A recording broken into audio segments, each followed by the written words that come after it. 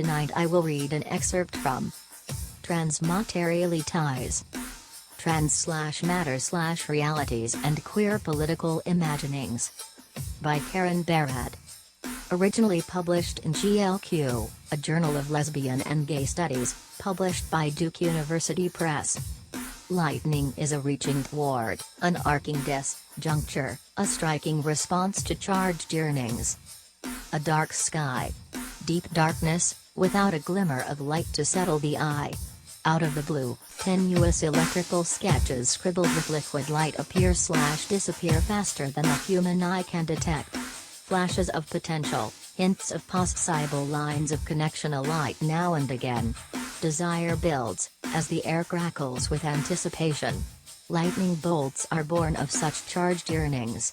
Branching expressions of prolonged longing, barely visible filamentary gestures, disjointed tentative luminous doodlings. Each faint excitation of this desiring field is a contingent and suggestive inkling of the light show yet to come. No continuous path from sky to ground can satisfy its wild imaginings, its insistence on experimenting with different possible ways to connect, playing at all matter of errant wanderings in a virtual exploration of diverse forms of coupling and disconnected alliance. Against a dark sky it is possible to catch glimmers of the wild energetics of interminacies in action. Like lightning, this article is an exploration of charged yearnings and the sparking of new imaginaries. It is an experimental article about matter's experimental nature, its propensity to test out every unimaginable path, every im/possibility. Matter is promiscuous and inventive in its agential wanderings, one might even dare say, imaginative. Imaginings, at least in the scientific imagination, are clearly material. Like lightning, they entail a process involving electrical potential buildup and flows of charged particles, neurons transmitting electrochemical signals across synaptic gaps and through ion channels that spark awareness in our brains. This is not to suggest that imagination is merely an individual subjective experience, nor a unique capacity of the human mind. Nor is it to rely solely on a scientific imaginary of what matter is, nor a materialism that would elide questions of labor. Nor is the point to merely insist on an accounting of the material conditions of possibility for imagining, though this is surely important. Rather, what is at issue here is the nature of matter and its agential capacities for imaginative, desiring, and effectively charged forms of bodily engagements. This article explores the materiality of imagining together with the imaginative capacities of materiality, although it does so less by linear argumentation than by the zigzag continuous musings of lightning. Electrical energy runs through disparate topics in what follows: lightning, primordial ooze, frogs, Frankenstein, trans-rage, queer self-birthing, the quantum vacuum, virtual particles, queer touching, bioelectricity, Frankenfrogs, monstrous regenerations. This is an experimental piece with a political investment in creating new political imaginaries and new understandings of imagining in its materiality. Not imaginaries of some future or elsewhere to arrive at or be achieved as a political goal, but, rather, imaginaries with material existences in the thick now of the present, imaginaries that are attuned to the condensations of past and future condensed into each moment, imaginaries that entail superpositions of many beings and times, multiple im/possibilities that coexist and are iteratively interactively reconfigured, imaginaries that are material explorations of the mutual indeterminacies of being and time. Electrifying origins, flashes of things to come. During this short voyage I saw the lightning playing on the summit of Montana blank in the most beautiful figures.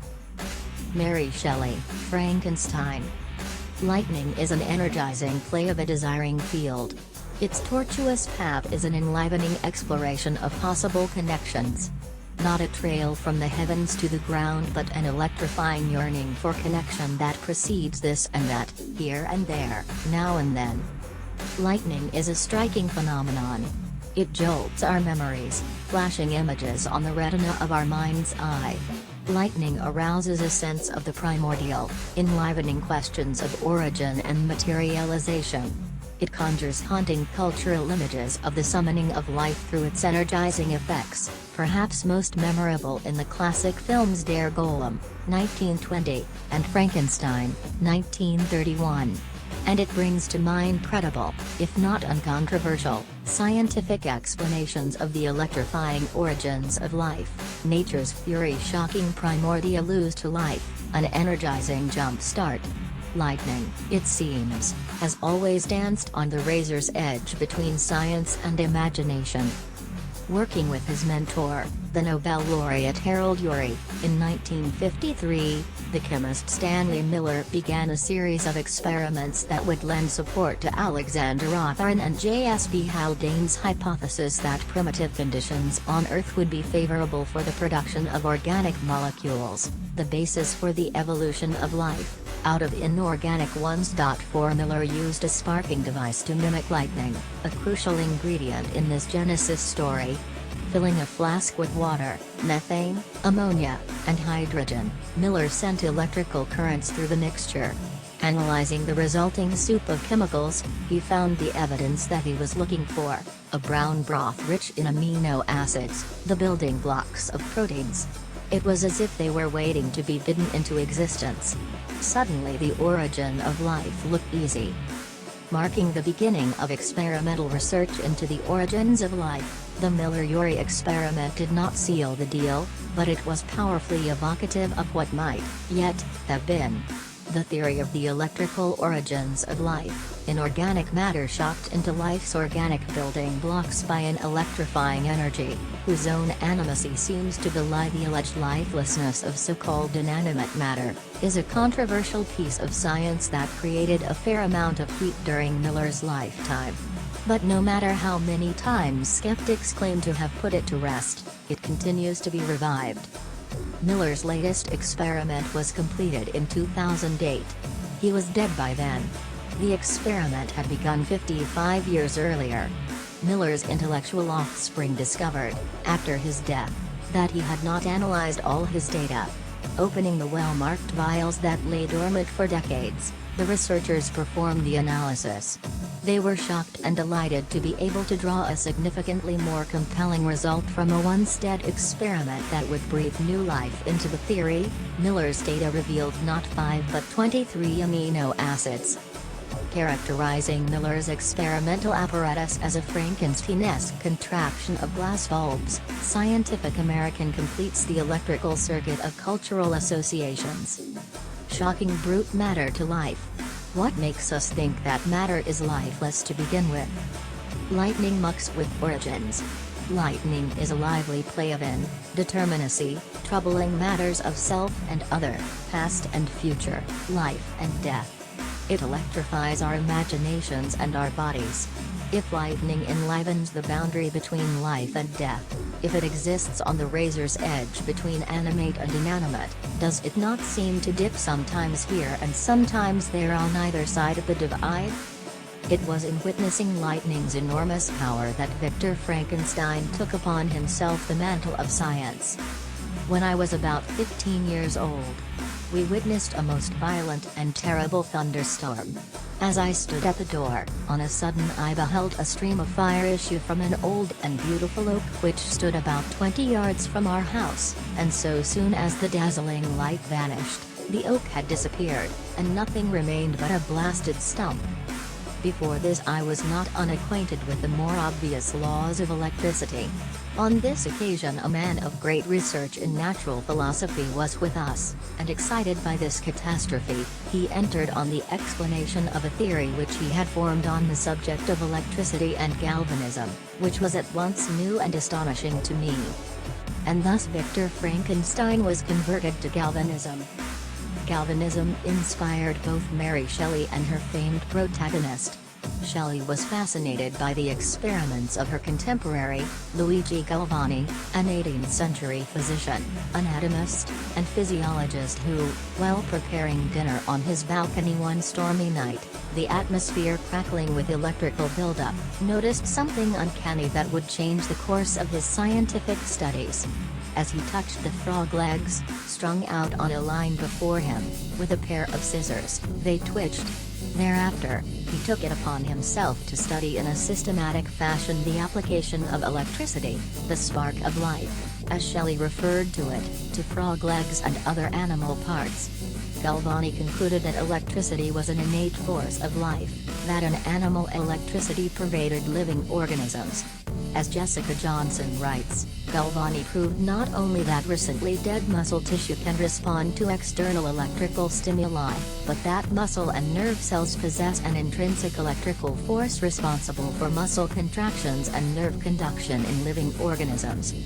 It was a short leap from there to consider that if dead frog legs could be animated by electricity, the secret of life, the harnessing of nature's fury, might be used to resurrect the dead or even give life to a creature made of human parts gathered from an array of different corpses.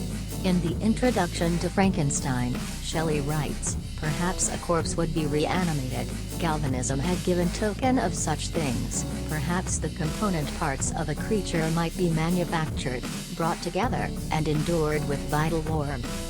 Galvani's experiments sparked the interest of other scientists, and soon severed limbs and an assortment of dissected and expired animals and animal parts were animated by electrical impulses. Perhaps most infamously, his nephew, the physicist Giovanni Aldini, stimulated animal parts like those of cows, dogs, horses, and sheep. Electrified by galvanism, Aldini was ready to shock nearly anything, alive or dead, that he could get his hands on. He was among the first to use electroshock treatment on those deemed mentally ill, and reported complete electrical cures. Not satisfied with his experiments on animal corpses, he performed his shock treatments on executed criminals. He recorded the findings of his 1803 experiment on the executed body of George Foster. The jaw began to quiver, the adjoining muscles were horribly contorted, and the left eye actually opened. The action even of those muscles furthest distant from the points of contact with the arc was so much increased as almost to give an appearance of reanimation. Vitality might, perhaps, have been restored, if many circumstances had not rendered it impossible. It is not difficult to complete the circuit of sparking disjuncture between Aldini's foolish experiments and those of Dr. Frankenstein. Even while Shelley labored to write Frankenstein, the scientific atmosphere crackled with controversy over the nature of the relationship between life and electricity. Bioelectricity was in the air, sparking the imagination of 19th-century scientists. As Cynthia Graber reports, many efforts, including using electricity to treat hysteria and melancholia, amounted to little more than quackery. But some explorations gained scientific credibility and established the basis for current medical practices.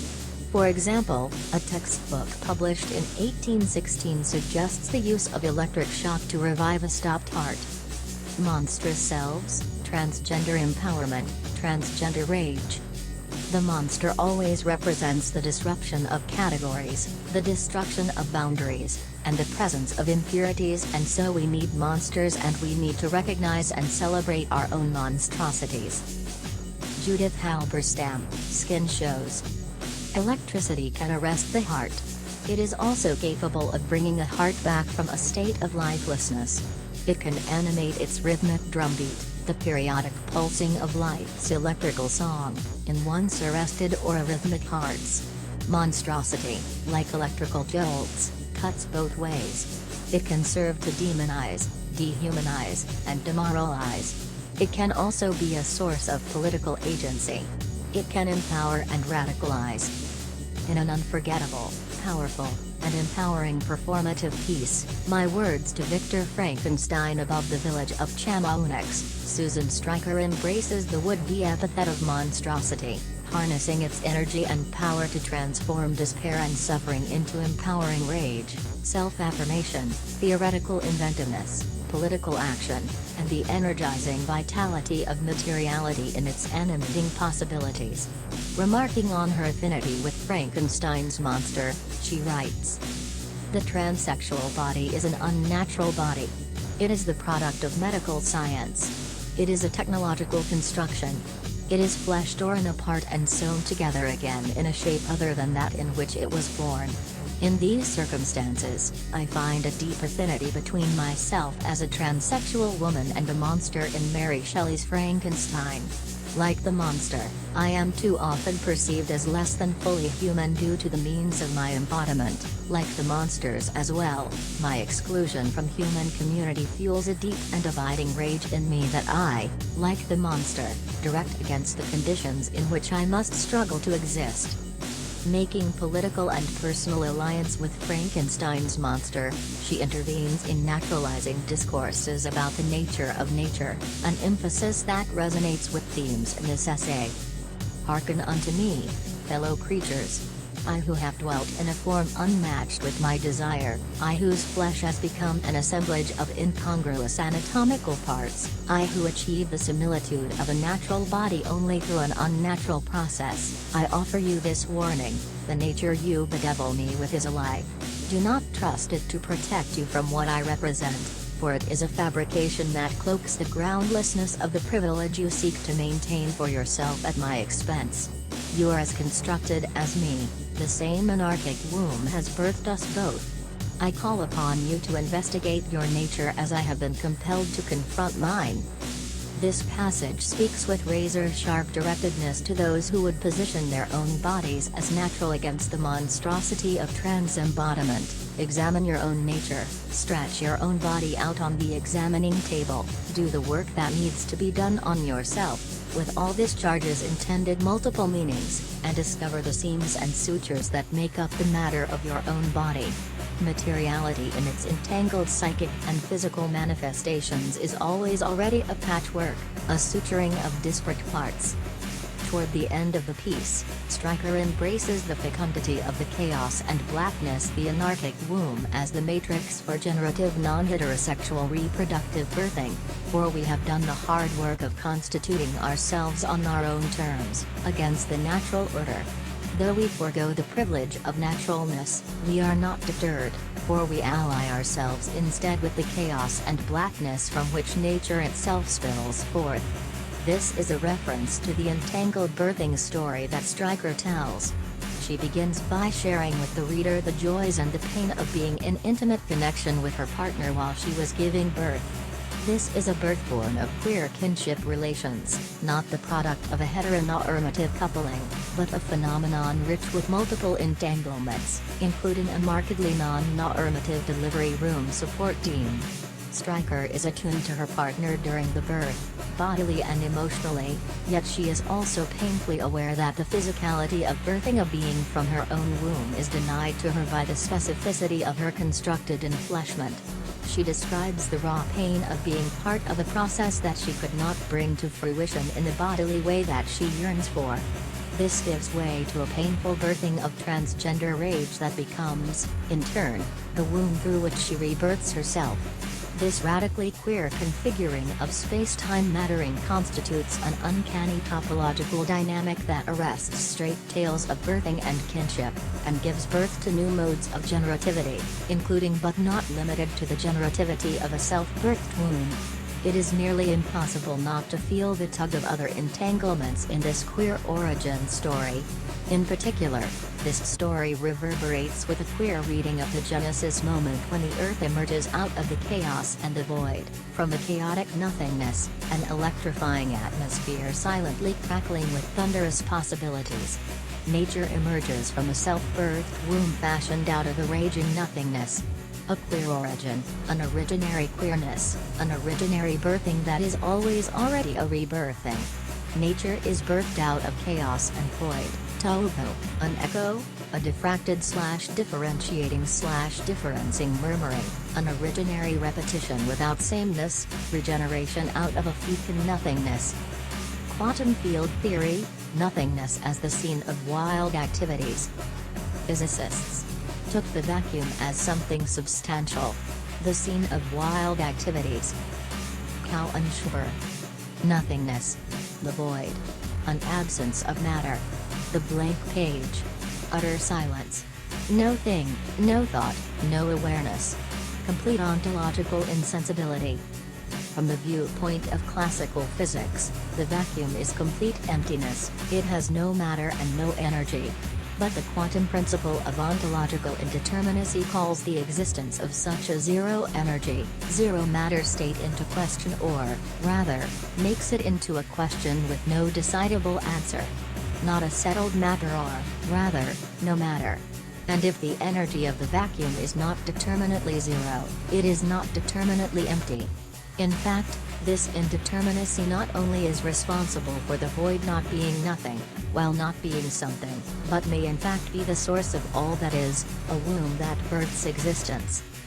Birth and death, it turns out, are not the sole prerogative of the animate world. So-called inanimate beings also have finite lives. Particles can be born and particles can die, explains one physicist.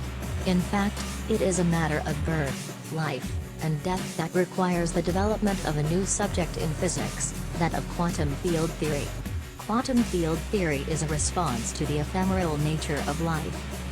Quantum field theory, QFT, was invented in the 1920s, shortly after the development of non-relativistic single-particle quantum mechanics.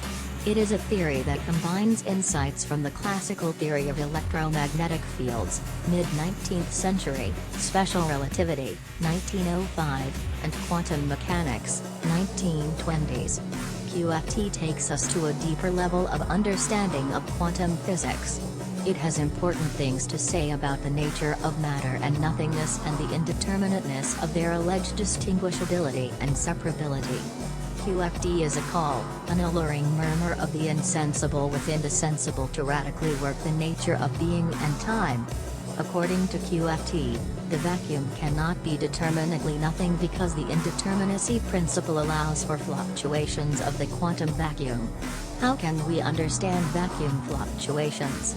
First, it is necessary to know a few things about what physicists mean by the notion of a field. A field in physics is something that has a physical quantity associated with every point in space-time. Or you can think of it as a pattern of energy distributed across space and time. It may be difficult to grasp this notion without specific examples.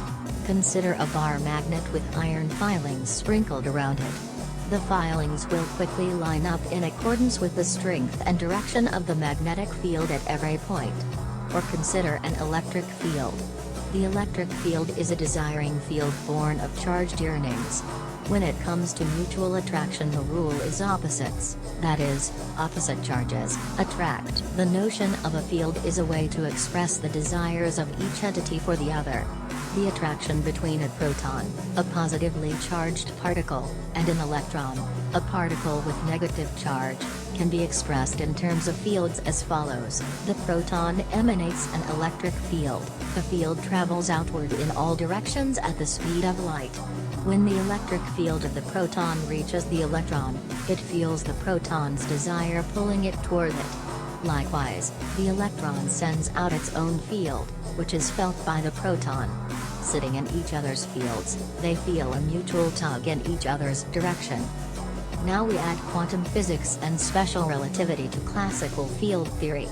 Quantum physics enters into QFT most prominently in terms of the discretization of physical observables, quantizing or making discrete physical quantities that classical physics assumed were continuous, and the play of indeterminacy in energy and time. And special relativity speaks to matter's impermanence. Matter can be converted into energy and vice versa. Putting these ideas together, we get the following. Fields are patterns of energy.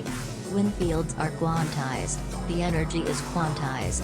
But energy and matter are equivalent. And so an essential feature of QFT is that there is a correspondence between fields, energy, and particles, matter. The quantum of the electromagnetic field is a photon, a quantum of light. And electrons are understood to be the quanta of an electron field. There are many other kinds of quanta. For example, the quantum of the gravitational field is a graviton. Now let us return to our question, what is a vacuum fluctuation? When it comes to the quantum vacuum, as with all quantum phenomena, ontological indeterminacy is at the heart of the matter. And no matter. Indeed, it is impossible to pin down a state of no matter or even of matter, for that matter. The crux of this strange non-state of affairs is the so-called energy-time indeterminacy principle, but because energy and matter are equivalent we will sometimes call it the being-time or time-being indeterminacy principle. The point, for our purposes, is that an indeterminacy in the energy of the vacuum translates into an indeterminacy in the number of particles associated with the vacuum, which means the vacuum is not determinately empty, nor is it determinately not empty. These particles that correspond to the quantum fluctuation of the vacuum, that are and are not there as a result of the time-being indeterminacy relation, are called virtual particles. Virtual particles are quantized indeterminacies in action. Virtual particles are not present, and not absent, but they are material. In fact, most of what matter is virtual. Virtual particles do not traffic in a metaphysics of presence. They do not exist in space and time. They are ghostly non-existences that teeter on the edge of the infinitely fine blade between being and non-being. Virtuality is admittedly difficult to grasp. Indeed, this is its very nature. Virtual particles are not in the void but of the void. They are on the razor's edge of non-being. The void is a lively tension, a desiring orientation toward being/becoming. The void is flush with yearning, bursting with innumerable imaginings of what might yet have been. Vacuum fluctuations are virtual deviations/variations from the classical zero-energy state of the void. That is, virtuality is the material wanderings of nothingness. Virtuality is the ongoing thought experiment the world performs with itself. Indeed, quantum physics tells us that the void is an endless exploration of all possible couplings of virtual particles, a scene of wild activities. The quantum vacuum is more like an ongoing questioning of the nature of emptiness than anything like a lack. The ongoing questioning of itself, and itself and it and self, is what generates, or rather is, the structure of nothingness. The vacuum is no doubt doing its own experiments with non-being. Indeterminacy is not the state of a thing but an unending dynamism. Pace Democritus, particles do not take their place in the void, rather, they are constitutively inseparable from it. And the void is not vacuous. It is a living, breathing indeterminacy of non-being. The vacuum is an extravagant, inexhaustible exploration of virtuality, where virtual particles are having a field day performing experiments in being and time. Electric interlude, virtual touch. Touch, for a physicist, is but an electromagnetic interaction. A common explanation for the physics of touching is that one thing it does not involve is, well, touching. That is, there is no actual contact involved. You may think that you are touching a coffee mug when you are about to raise it to your mouth, but your hand is not actually touching the mug.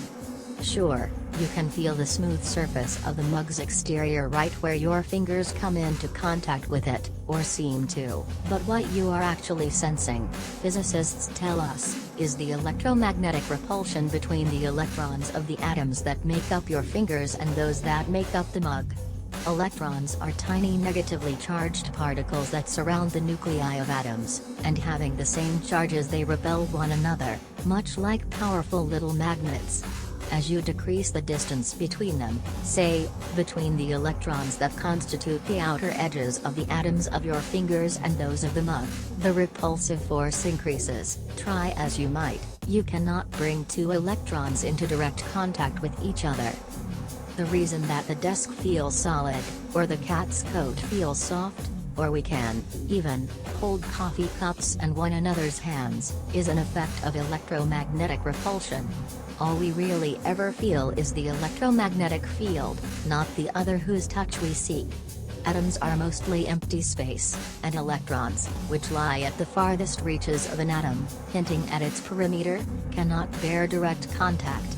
Electromagnetic repulsion, negatively charged particles communicating at a distance push each other away. That is the tale physics usually tells about touching. Repulsion at the core of attraction. See how far that story gets you with lovers. No wonder the romantic poets had had enough.